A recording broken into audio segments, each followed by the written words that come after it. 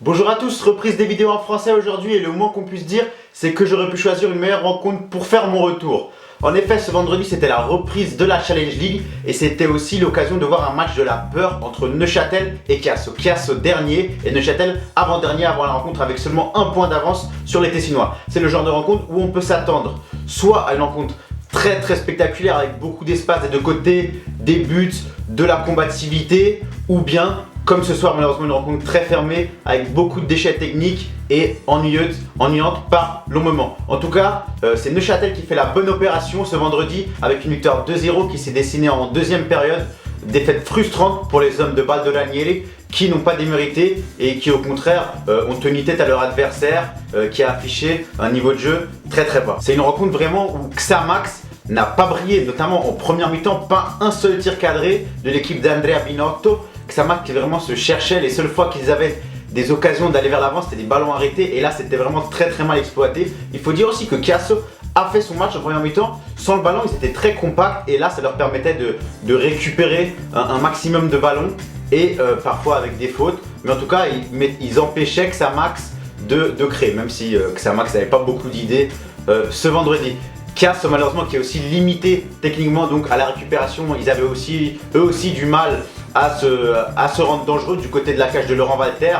Ils ont essayé avec des centres, quelques tirs de loin, rarement cadrés malheureusement, mais en tout cas dans l'attitude c'était beaucoup mieux que Neuchâtel. Il faut dire aussi que des deux côtés, si le match n'a pas été spectaculaire, c'est parce que d'un côté on avait Nuzzolo sur le banc et de l'autre côté on avait Barloul sur le banc. Il y avait aussi Almeida, Marzouk et des autres armes offensives qui n'étaient pas là du côté de Chiasso. On peut penser à Rodrigo Pollero, l'ancien attaquant rossoblu, qui cette année du côté de Chafouz et il marque but sur but. Voilà, c'est peut-être ça aussi qui manque à Chiasso. Un attaquant qui te met les buts et qui te permet de faire ses points, marquer des buts qui te font avoir des points tellement importants qui à la fin de la saison te permettent de te sauver. Mais alors comment Xamax a fait la différence? C'est justement avec un coup de chance. C'est un dégagement en fait au retour des vestiaires de Laurent Walter qui rebondit, qui traverse tout le terrain et qui lance Mafuta face au gardien, le Mafuta qui va inscrire son 4e but de la saison. La défense de Chiasso qui ne doit pas se faire avoir par ce rebond, ils ne sont pas aidés aussi par le synthétique qui n'ont pas spécialement l'habitude, le terrain au Tessin il est en herbe, ils se font avoir par le rebond, Mafuta qui part et qui marque. Et dans ce genre de match, je l'ai dit, complètement fermé, le premier qui marque souvent, il remporte le match, c'est ce qui s'est passé. Neuchâtel qui a réussi à bien refermer, à se rendre compact, ils ont fait un peu à l'image de Chiasso en défense, à l'image de Chiasso en première période, une défense très compacte des Neuchâtelois qui ont vraiment essayé de limiter un maximum les attaques des Tessinois. Les Tessinois qui, quand ils n'avaient pas le ballon, après le 1-0, ont cette fois dû être moins compacts mais plus dans le pressing, laissant ainsi plus d'espace à Neuchâtel.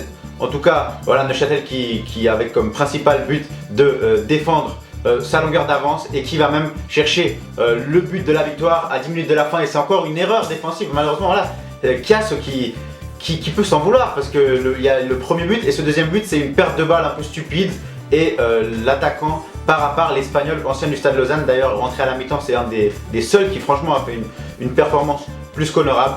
Il part face au gardien et il obtient le penalty transformé par Dominguez, le Genevois qui avait d'ailleurs marqué son 2e but de la saison. Son premier but avait justement été contre les Tessinois. C'est donc une victoire pour Neuchâtel, vraiment Neuchâtel au forceps, en forçant et avec un peu de réussite il faut le dire, en tout cas une victoire plus que précieuse parce qu'il permet à Neuchâtel de prendre 4 longueurs d'avance sur Chiasso, de s'éloigner un petit peu de cette place de la relégation, reviennent à 1 point des Lucernois de Clients. Et voilà, Chiasso qui encaisse sa 12e défaite cette saison, une défaite rageante qui vraiment était évitable. D'un côté la malchance, mais de l'autre côté voilà, un manque de concentration qui vraiment fait, c'est pas un hasard si Chiasso se retrouve là et si Chiasso était tout en bas du classement l'année passée avant l'arrêt des compétitions en raison de la pandémie. Voilà, c'était tout en tout cas, vraiment pas grand chose à dire, un match à oublier le plus rapidement possible, c'était vraiment pas spectaculaire.